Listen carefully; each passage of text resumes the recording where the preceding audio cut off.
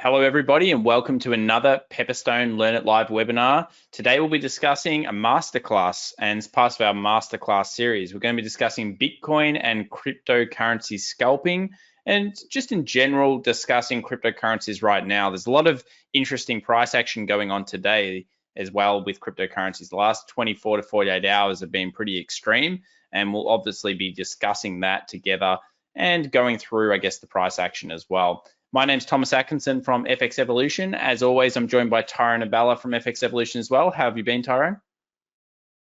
Yeah, I think Tyrone may have lost voice, but that's okay. We'll continue on. So basically, if someone else can also just confirm as well they can hear me, and then we'll get started. It may be just a tech difficulty when we went through. Thanks, Kenny. Perfect. All right. Thanks very much. Excellent. Okay, so just quick risk warning before we get started. The information provided, and of course, this webinar has been produced by a third party and does not reflect the opinion of Pepperstone, and the information has been provided without any alteration or verification and is, of course, to be considered only general in nature and not a solicitation, offer, or recommendation to buy, sell, or participate in any particular market today. So today we're going to be discussing heaps of interesting things, but just before that, I just encourage everyone, if you haven't checked out Pepperstone's Telegram group, please do consider that. That's up the link shown below, and it has great bits of information that you can find out on a daily occurrence. It has a whole bunch of updates through the day that are specific to cryptocurrencies, indices, and currencies and commodities around the world, constantly updated with things that Pepperstone are offering, and we definitely do suggest that. We've also got our own Discord community at FX Evolution. If you want to join up and check out the fun there, you can do so with the link below, and we have a YouTube both for Pepperstone at that link and FX Evolution. So what are we going to be covering today? Well, scalping and day trading strategies. We'll be looking at some of those and the live chart and price action analysis happening right now. As I said, things are heating up in the currency world, and especially the cryptocurrencies, and we're seeing a bit of a steep decline now across XRP, across Ethereum and Bitcoin. We'll be going through that price action in this webinar. Also, expert advisors, what kind of place do they have in cryptocurrency trading, if any, and also indicators for MetaTrader 5 that could be helpful to your scalping or day trading strategies. Then we'll have live Q&A with our team, and during that period, we'll be discussing, of course, any questions that you have. So if you have a good question, or even if you think it's a bit of a novice question, please do ask it, as we find that there are hundreds of other people that will benefit from your question that watch these videos.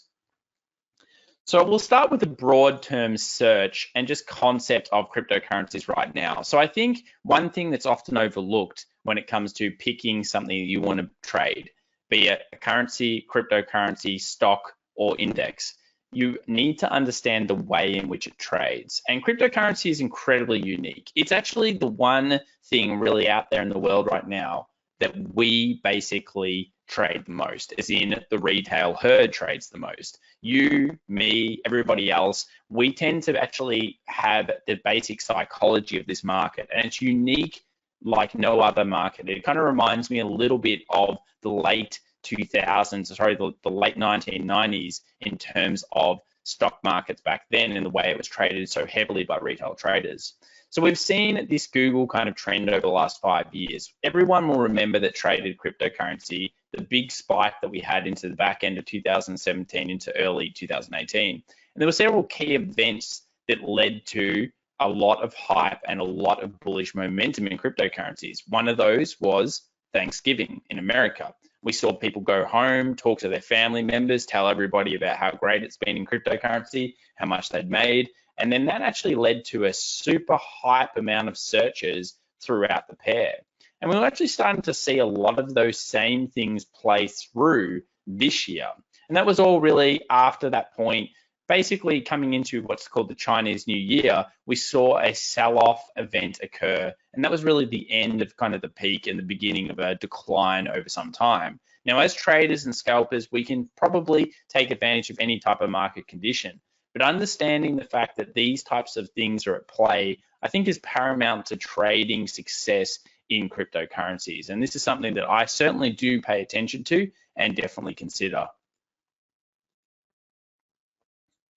So which trading pairs are best to start with? Well, obviously cryptocurrency trading, it's going to be Bitcoin, Ethereum, Ripple, those types of ones.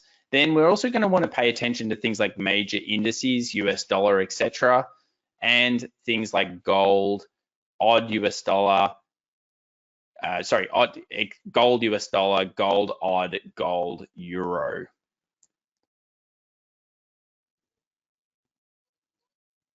Those types of ones are pretty important. Now, why do we say gold as well? Well, gold's used as a hedge, and cryptocurrencies become kind of like a hedge over time. Tyron, do we have you here now? I believe we do. Yes, I'm back. Yeah.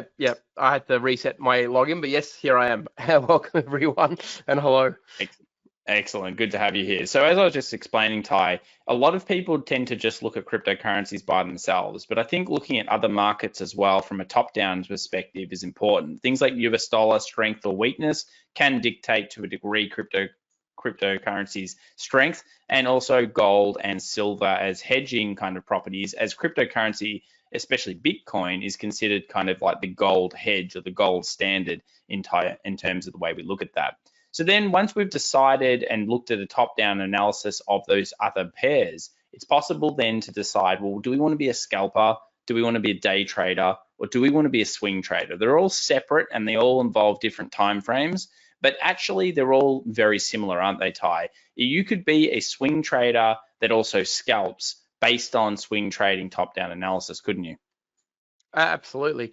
And it's always important to have that that overview, no matter what you're trading, really, because it is really important to understand what the major markets around the world are doing. Not many big indices or anything really, for that matter, that you can trade work independently these days. They are always based on something. So it's good to have an overview, even if you're not going to trade them, even if you want to stick specifically to cryptocurrencies. It is still good to have that overview. I mean, a lot of the time, as an example, if we're trading a lot of the majors or a lot of the US dollar-based pairs, we always refer back to the dollar index. We're not necessarily trading the dollar index, but we're always referring back to it to give us a clue as to what's happening in its domain. So it's still important to do even when you're doing crypto, because it is important to understand what the other big world markets are doing, because there will be an effect. It certainly will, Ty. So times to trade for part-time scalpers and day traders is also going to be an important factor. And that is usually you're going to do it around, if you're scalping, you're going to do it around 30 minutes to 1 hour before a market session open. Cryptocurrency, however, is a little bit different. It trades pretty much all the time during the week, and you will see it spike off news, and that news could come out of any session, and it often is quite severe and fast in terms of its movements. So you need to understand that if you're going to go in and delve into cryptocurrency trading, that there isn't necessarily a specific time that's going to be best. It's just going to be that there is great price action. You're going to need to set alerts and be a little bit more involved, I think, in the market than necessarily the older style of trades, such as currencies, such as commodities. Cryptocurrency is probably the fastest moving, I would say, of anything nowadays. I mean, Ty, in your experience, these things move 10, 20, 30% very quickly, sometimes in a night. And that's not usual to a lot of other markets nowadays. As they get bigger and there's more volume and there's a larger amount of participation in it, they often slow down in terms of the random spikes, don't they? Yeah, that's right, because then it's taking more, when there's more liquidity in the market, it's going to take bigger, moves to really get that 30% move that we were seeing early. I mean, early on when it first started to get released to the markets, we saw just crazy days where it would just move ridiculous percents in very short spaces of time. And even if you were a scalper in that time, it was very difficult to trade, because if you got on the wrong end of it, it could wipe out many weeks of gains in a matter of minutes. And yeah, you couldn't really rely on technicals because we didn't have a standard. The one thing about technical analysis, as we know, it's history repeating itself. But at that point, we didn't have any history to really back up what we were seeing. So nothing really made a lot of sense. So it was a case of buy and hope for the best, or sell and hope for the best. But yeah, in recent times, I know you've already touched on it, it's certainly steadied up, and it's becoming quite a reliable, trading instrument now, because the technicals are making sense from a lot of standpoints. And when technicals start to make sense, they make sense across the board. It's not just moving averages or price action or chart patterns that work.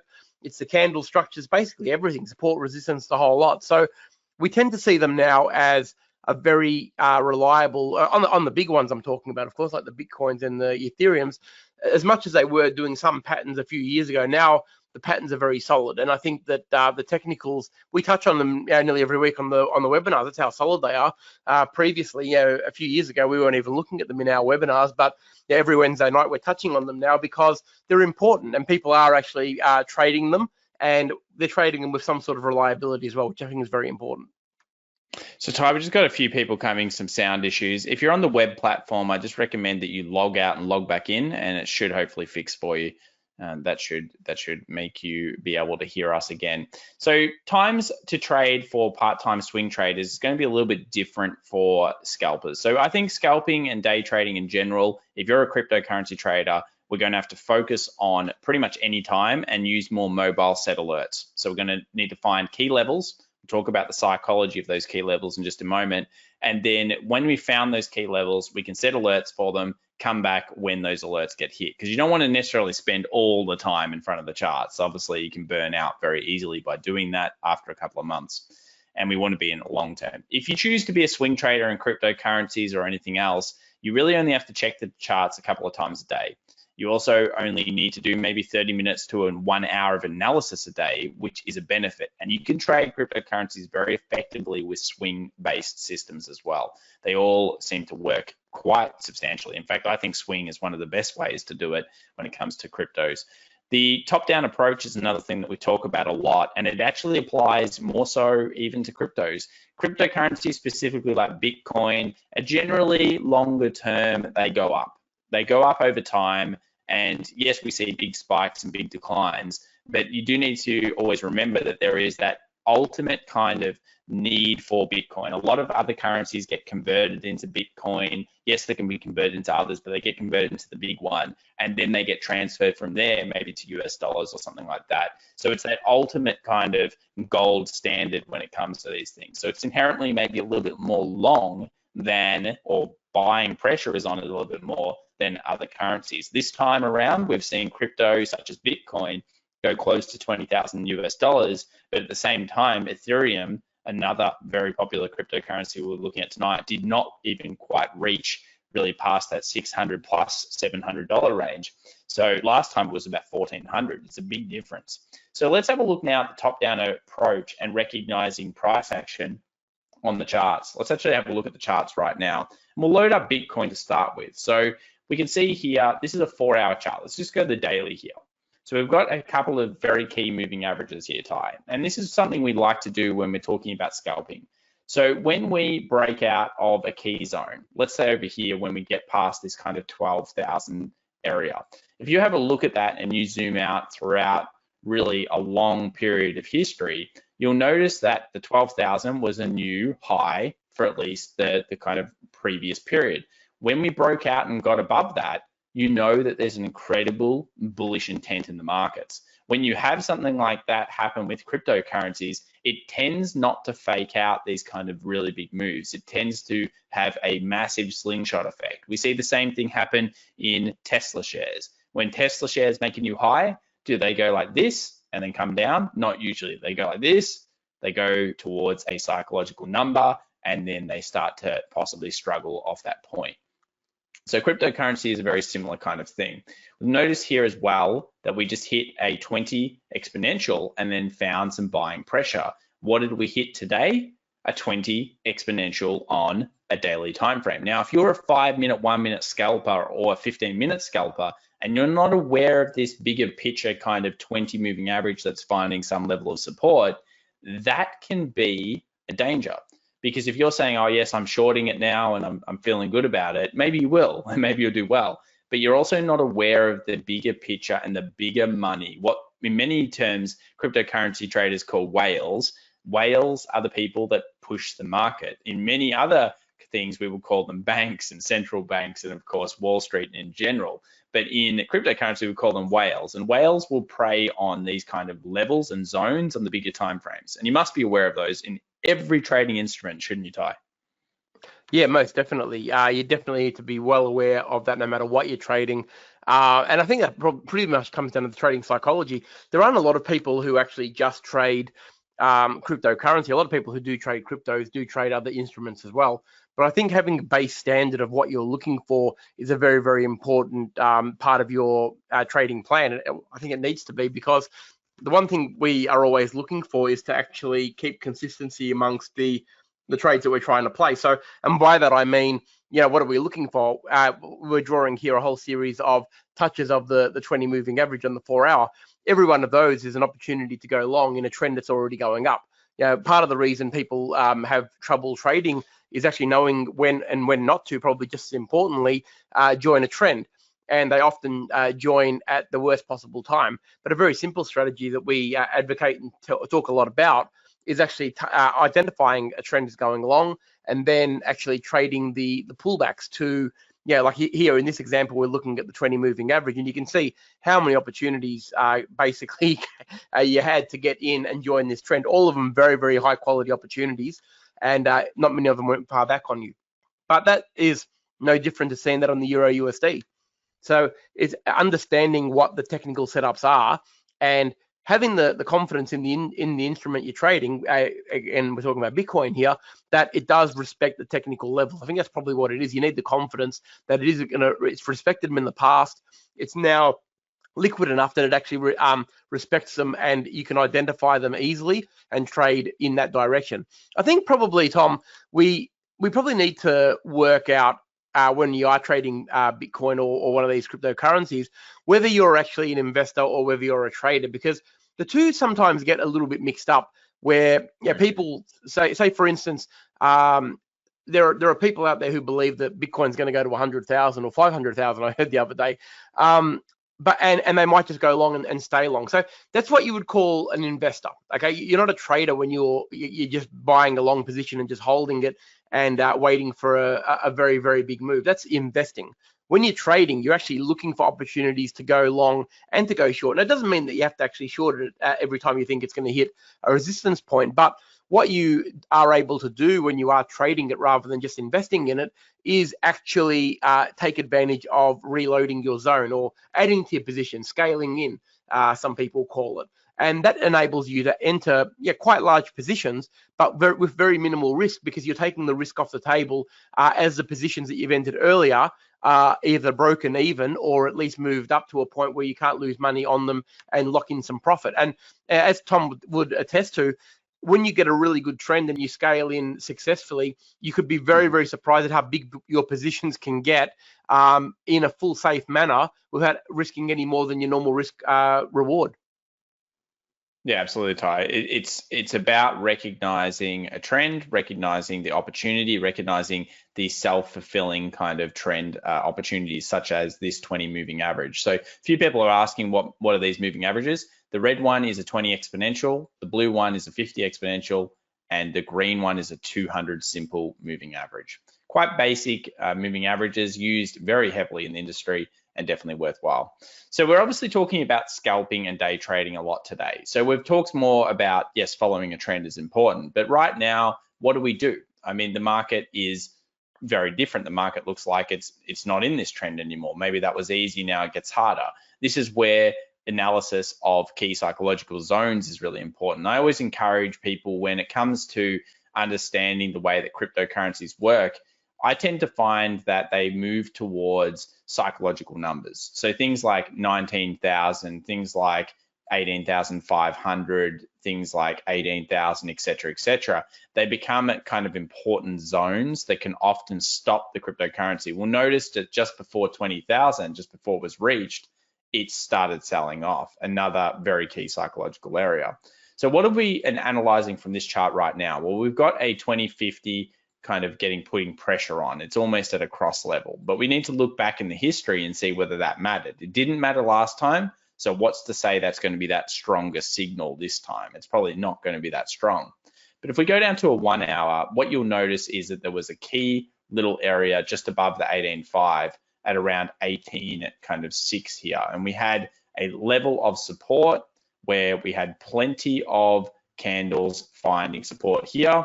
We had support previously and then support again, and then that big sell-off candle, which really signaled further selling on this pair. Now, how long or what was the distance going to be? The only way you can really do that is by using previous market structure. And again, now we're on a 1 hour chart, more of a traditional day trader kind of chart or time frame. You could take the distance of this move. You wouldn't go all the way up to the high. You'd probably go in the middle of the structure just to get a bit of a concept. And then that might be your area of take profit. Now, remember, in our analysis, we saw there was a daily 20 exponential. We saw that that was also a point where the market had found support buying pressure previously. So if you're someone that was going short on this market and selling through this, let's say on the 5-minute, 15-minute time frame, maybe you would set targets down at that 20 exponential. Cryptocurrency might overshoot sometimes, but it can be very aggressive towards both sides, the buy and the sell side. So that would have been a good solution in how to possibly find a level or area to take your profit. Now, how do you get into something like that? Well, you might be on the 5-minute chart looking for pullbacks towards the 20 exponential, such as here. Maybe this was a scalping opportunity. It had found resistance. It had now found a 5-minute 20 exponential. And you could be as simple as saying, okay, well, I'm going to sell this down because the trend had gotten through that 18.6 area, broken through heavily. And obviously when cryptocurrency moves, it has that tendency we spoke about before to continuously go towards the gap fill or towards the range. It doesn't just stop and often hover. It goes all out. It goes fast, doesn't it, Ty? Very, very fast. It does. It certainly does. So that was one of the ways we could look at that. Ethereum, very, very similar. You'll notice I've got this line up here through the support. Once it got under this 50 exponential and broke through and closed here, it was really starting to signal sell pressure. And we go back to the daily, it's the exact same thought process. Where's the first level going to be? Probably the previous history of the moving averages. So today we're talking about a really simple idea. And that simple idea is moving averages that have been respected on the bigger time frames, understanding those areas, understanding the key levels of support and resistance on the 4 hour and the 1 hour and those time frames. And then you can go into the smaller time frames and use your stochastic, use your RSI, use your MACD, use whatever your system may be, and potentially look for zone fills to that area. Look for areas where you might want to see pullbacks and get all of that kind of good stuff. So that's one of the concepts that you can use. And just always remember, cryptocurrency is still pretty much in its infancy in terms of trading. And that means that who is trading it? You, me, all of us, retail traders predominantly, and a couple of big whales, and a little bit of Wall Street. It's not as much manipulation from the big guys, it's manipulation from basic human psychology. And I think that's really important to understand the instrument that way, Ty. Yeah, absolutely. Actually, one of our subscribers, Dane, has actually pointed out, he said we should be checking out an inverse head and shoulders on a 5-minute chart. So maybe we'll have a quick look at that as well, just to show what a scalping opportunity might look like on the really small time frames on Bitcoin. Can we have a look at that one?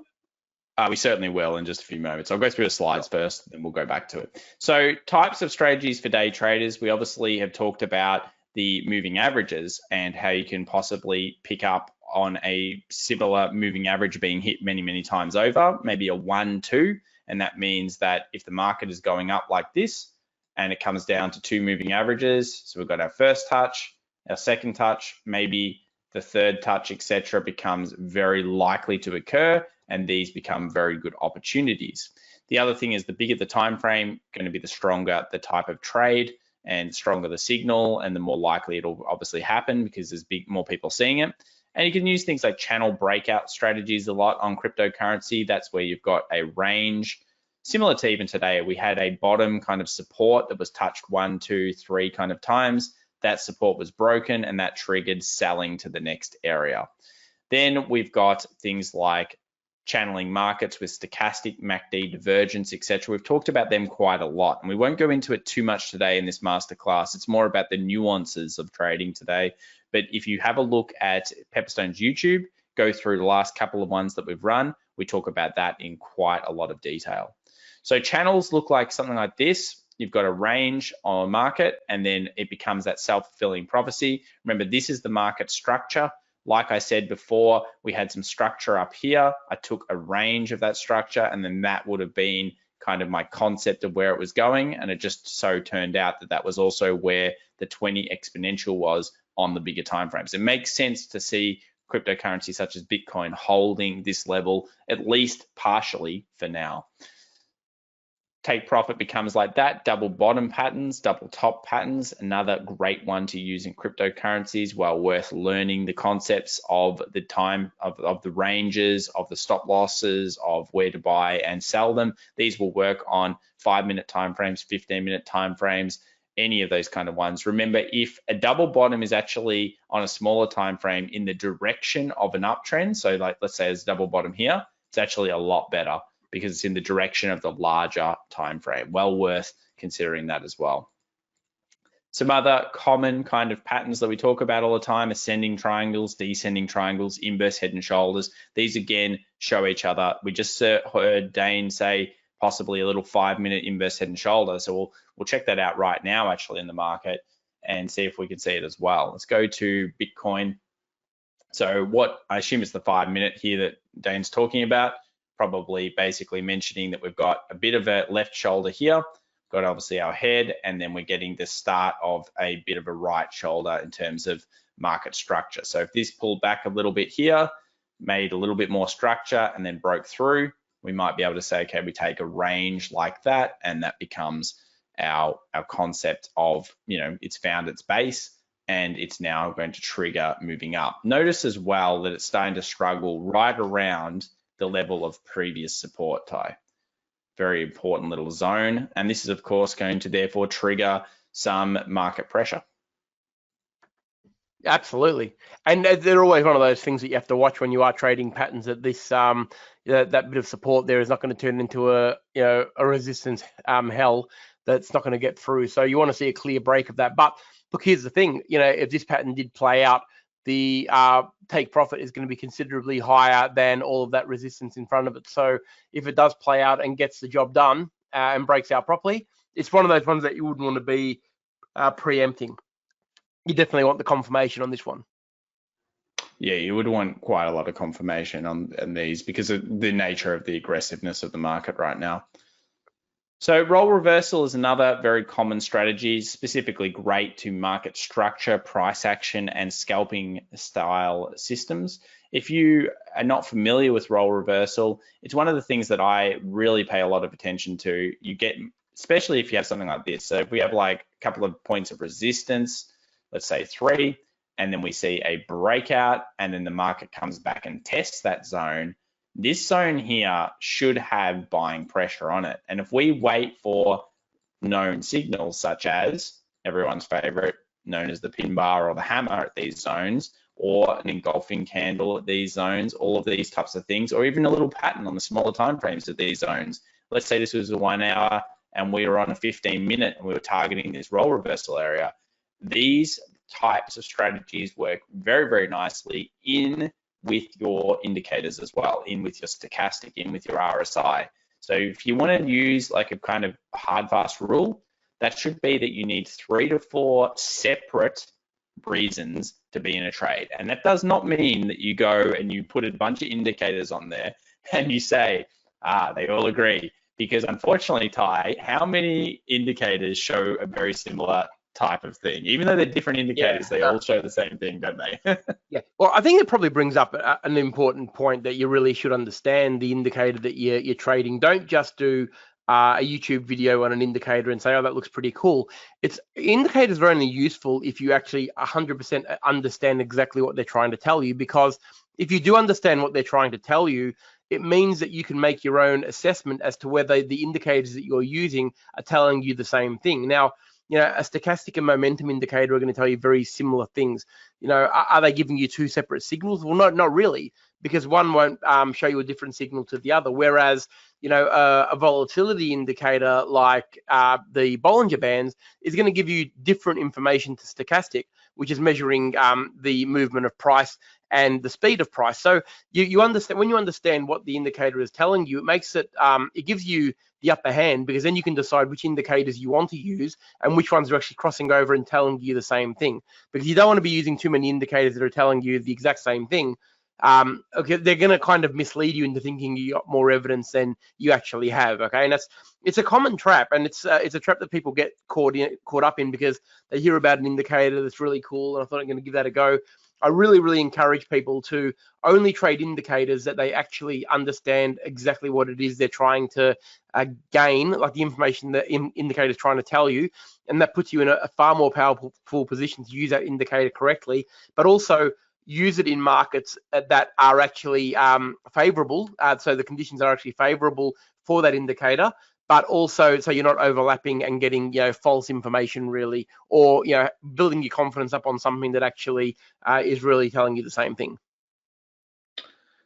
Yeah, so Tyrone brings up some great points there about the indicators. You have to understand them. You just really have to. And if you don't, and it doesn't make logical sense, then probably maybe rethink about using that particular indicator. I like ones that make a lot of logical sense. That's always very important to me, because at one day the idea is that you may only have $1,000 or $500 account or $100, doesn't really matter. But your aim is to obviously trade that up to 10 to 100 to potentially even $1 million. And if you are using an indicator that you don't actually understand, and then you're putting suddenly $10,000 risk rather than $10 risk per trade, that's not going to work out. You've got to think about that scaling of your business, which is effectively your trading strategy. So Tyrone, and a lot of questions we get asked as well are about expert advisors and whether they have a place in cryptocurrency trading and whether they can be used efficiently. So I think expert advisors, one of the things that they can be used very efficiently for is for giving you manual signals, can't they? So we don't go too much into expert advisors on these webinars, but I know it's a big thing that a lot of people have been requesting in terms of they're interested in it. I find that expert advisors are great signaling kind of tools. So maybe you've got a basic strategy of indicators that you need to see doing something. And then on top of that, you bring in your price action based strategy. Well, you could potentially get that kind of concept coded and then bring it into MetaTrader 5, one of the great things that MetaTrader 5 does, and then it could spit out signals to you when those things are happening, and then you can go and do your price action on top of that. What do you think about that idea, Ty? Yeah, I always look, I'm a big advocate for, you know, always, especially when you're first trying them out too. Like I never take anybody's word for it that something is fantastic and it just works. You plug it in and go. I always of the opinion that you really should be making your own trading decisions, but there's nothing wrong with actually using them as a guide. So most EAs can be set up as an alert rather than an automatic trade, and I think it's a really good way for you to understand. It's very similar to indicators in a sense that, you know, you don't want to be trading an EA that you don't actually understand what it's actually doing or why it's trading, because all you're doing is really having blind faith in somebody else's system that may or may not work in different market conditions. But if you're getting an alert from the EA, you can ascertain whether those signals that you're getting actually make sense from a logical standpoint of what the market's doing at that time. And I think that really puts you in a powerful position, because then if you trust that the EA is doing the right things at the right times, and by that I mean giving you the correct signals for the right markets, then you can have more faith in it, and you can say, all right, well, I'm going to give this a small account and say I'm going to let it do its thing because I understand why it's doing what it's doing. You can't just take somebody's word for it. You really need to see it yourself. But there's definitely a place for them, but it really comes down to how you use them. And I think, yeah, using them as a signal service initially until you understand what they're doing and what they're trying to actually achieve in all different types of markets is probably the most important part. So the other cryptocurrencies that are, of course, very popular inside of the Pepperstone platform are things like Ripple, Litecoin, Dash, those kind of ones. There's also these Crypto 10 and Crypto 20. Now, I'm not sure if they're really about trading, but I believe you can trade them. But these things are very, very good for giving you broader concepts on how the crypto market's going. And I like that because when you think about, let's say, just looking at Bitcoin or just looking at Ethereum, you're only looking at one particular cryptocurrency. What if you were able to do something similar to the stock market, where you look at the S&P 500? The S&P 500 is 500 companies, the top 500 companies. If you use the crypto 20, it's the top 20 cryptocurrencies. So it gives you a bit of a better understanding about what's happening to the broader market at that time, whether there's reoccurring kind of breakouts that are happening across all coins, or at least the big coins. You can often see that by things like over here, you had a very nice breakout in October. They had the resistance, and then November, when everything got hyped up again, we saw that close above, led by Bitcoin. And then really all of the coins were moving up very steadily into these highs. And you'll notice that while Bitcoin made a new high after this kind of spike sell-off that happened in November, earlier in November, then it didn't do so in every other coin. Not every other coin came back as strongly. And that's because, again, the hedge-like properties of Bitcoin, people feel safe in that one. After a bit of a crash, and this was a flash crash, even like in some ways today, what we're going to see is most likely Bitcoin is going to have to lead the market or lead the cryptocurrencies out of that. Again, it's this top-down understanding that helps you as a scalper or as a day trader. And I think these things like crypto 20, crypto 10, etc., are very good at that. You'll notice crypto 10 hitting that 20 exponential again. Yeah. I think it's probably important to really understand as well, Tom, that crypto is not a gamble. Like I think at the start, people were a little bit on the punting side with it, where they feel like they're almost going to the casino and going black or red as to whether it's going to go up or down, and they saw it as a bit of a gambling mechanism.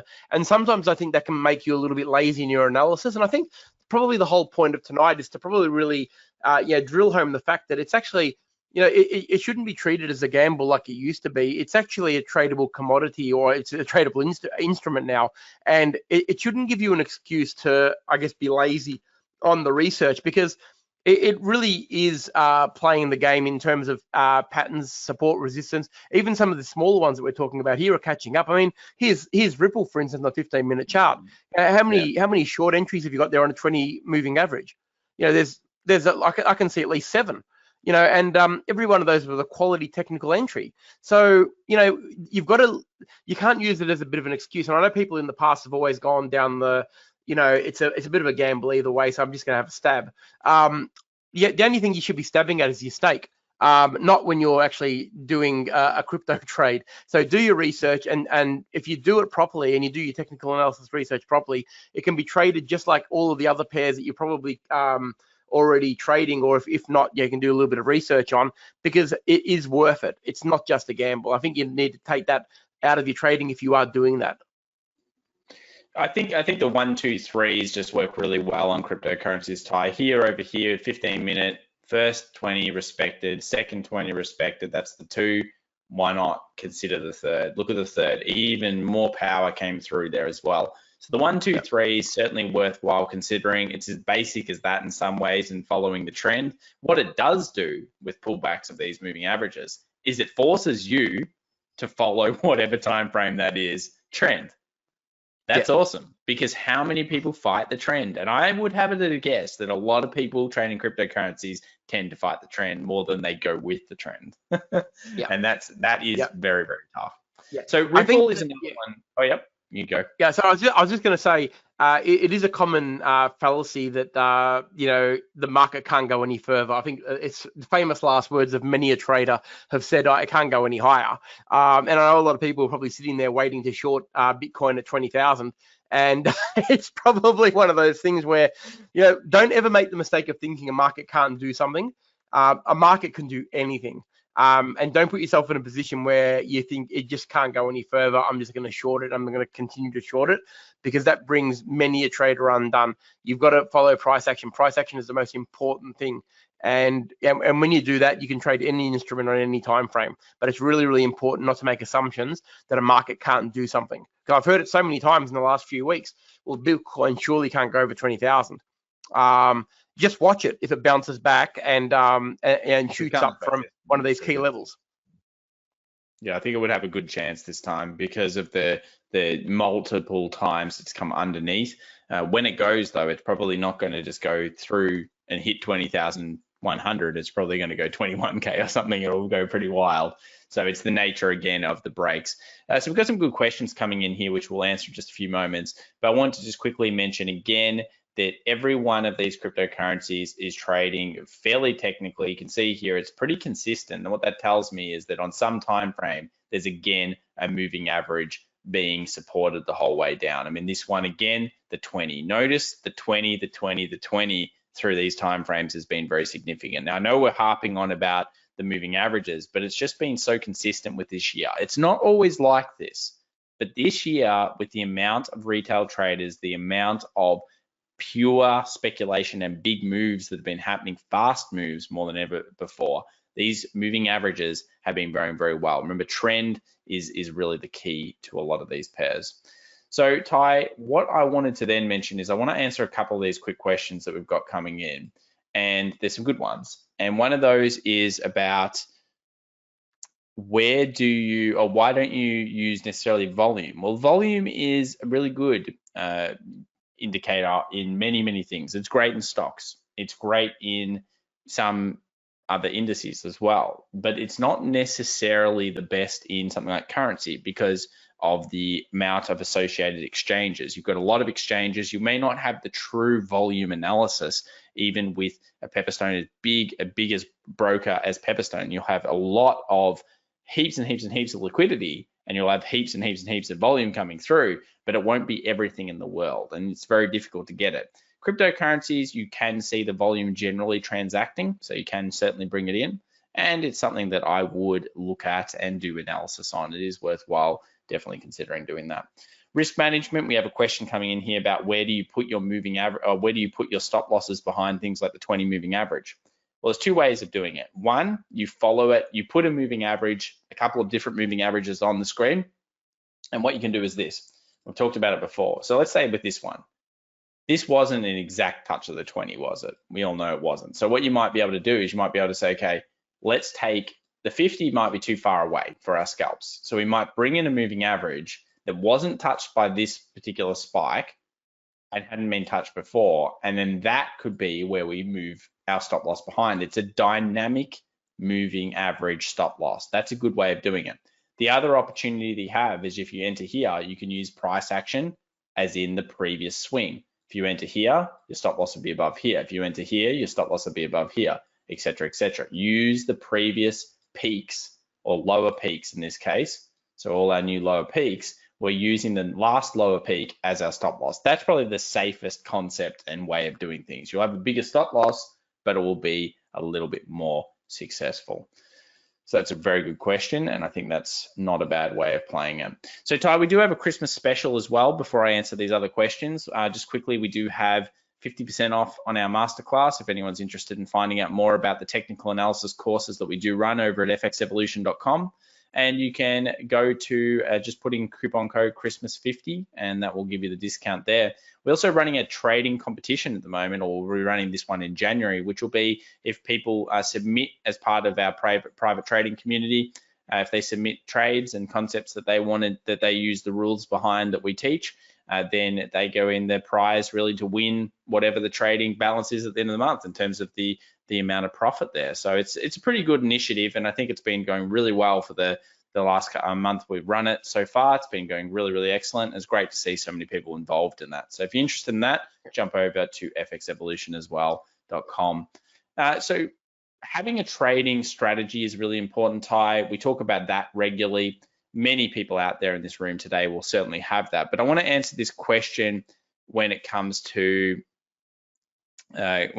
people's concerns over, this is a question from Serena, and it says, what are your thoughts on ASIC's intervention leverage ratios coming into force March 21? Will there be a cliff/market gap on 29th or 3rd? I would not think so. So realistically, yes, it's Australian ruling, but it's not going to create some kind of massive cliff or gap, I don't think, in any particular market. A few other questions coming in here. And it's about with the 20/50 EMA and the 200 SMA, would you use that on your trading time frame as well as on the larger time frame from the top-down approach? You certainly would, Danny. You keep them consistent. What you'll notice is that the 50 will be similar to the 20 on another time frame, but you will always just use 20, 50, and 200. We like those ones. We find them the most efficient. Yeah, you keep them consistent, and that way you always know what you're looking at. We don't change them, whether it's a 15-minute chart or a daily or a weekly chart. They're all significant in their own way and in their own time frame. So yeah, very important to keep them consistent. Okay, well, look, Ty, I think we've got a couple of other ones that I want to answer, but we do also have another live webinar after this that if people want to come and attend, they certainly can. It's free. It's the one we run every week. And basically, it's going to go through the live markets right now, the way we see them. It won't just be cryptocurrencies. It'll be all sorts of currencies, indices, and commodities. So if you're interested in that, we'll put the link in and you can definitely come and attend it if you're interested in hearing a bit more about some of our opinions on the markets right now. Yeah, the link is definitely, it's already in the thing. So we've got the link for the Christmas special, tonight's webinar, and also the private Discord group. But what we also want, we've also got a webinar next week. Pepperstone's hosting another webinar with us next week. And we've got a survey just straight after. So if you could just take the time to fill it out for Pepperstone, so they can know what they what they need to bring to you guys to really solidify your trading and really find out what you want to hear from us. Like, we're open to all suggestions, and we want to make your trading experience as good as possible and teach you as much as we can. We do it in our trading group, of course, but we want to bring as much knowledge as we can to the Pepperstone webinar. So please take the time to fill out the survey and really just give your thoughts on how we can actually help you, so we can bring you content that you can really resonate with and it can really help you out moving forward, especially into next year when it's going to be a really, potentially a really, really good trading year. We really can't wait for probably this year to come to an end. It's certainly given us some ups and downs, but yeah, next year should be a ripper because I think some real good trends are starting to establish themselves. So just be aware, we've got another Pepperstone webinar next week, so don't miss out on that one. It's not the normal 2-week break. It is on the Wednesday the 16th. Let's do some quick questions to finish up here, Ty. What time frames do you guys recommend for scalping? 1 minute, 5 minute, 15 minute? Probably 5 minute, 15 minute, 1 hour. I think 1 minute's starting to get a little bit too tight when it comes to doing those types of things. Yeah, it gets a little bit crazy. Another last question here. If there are major size whales in BTC, what do we need to know about them? How to get indicators they are moving markets, etc.? Yeah, look, you can get those kind of things. The thing is, though, that they will always act in a very similar kind of manner. They'll really prey on the concept of basic human psychology, and that is round numbers, things approaching kind of resistances, the way things break out. Understand, once you trade an instrument for a while, you'll start to understand the way that it generally trades. And when you see that, and you see the way that it acts when it breaks through a major resistance, when it breaks through a major support, you'll then go, I know what's going to most likely happen next based on previous times. And that's really what I think those whales are manipulating to a degree. It would be worthwhile, focusing on that, and you've got to put in the time. Obviously, if you put in the work, then hopefully you get the reward. So thank you very much from all of us at FX Evolution and Pepperstone today. We hope you enjoyed today's webinar. Please do fill in that survey at the end. It helps us get content for you and to always bring you exactly what you guys want. So that's awesome. And of course, if you have any other questions, feel free to put them in there. Speak to all of you next week, I believe, or in only about 12 minutes. See you then. Thanks, everyone. And yeah, we look forward to seeing you very soon. Bye for now.